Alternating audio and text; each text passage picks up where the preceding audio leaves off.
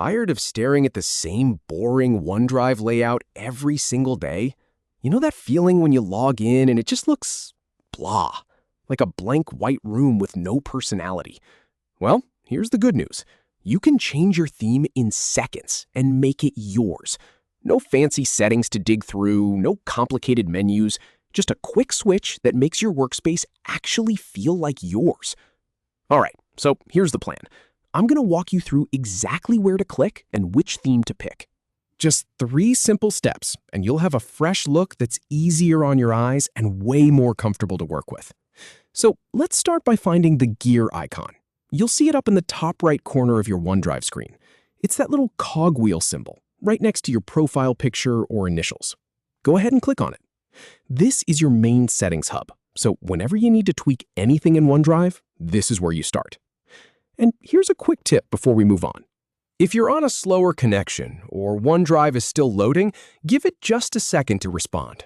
It's not always instant, but it's pretty quick. Once that settings panel opens up on the right side of your screen, we're going to look for the themes option. Now, this part is really straightforward.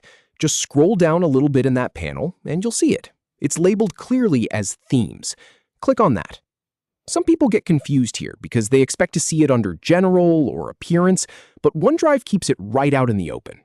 So don't overthink it. Just find it and click. And now for the fun part. You'll see a selection of themes pop up in front of you. This is where you get to decide what vibe you want for your workspace. There's usually a default light theme, a dark theme for those late-night work sessions, and maybe a few other color options depending on your version. Here's the thing I want you to remember. Dark mode is fantastic if you spend a lot of time in OneDrive and your eyes start to feel tired.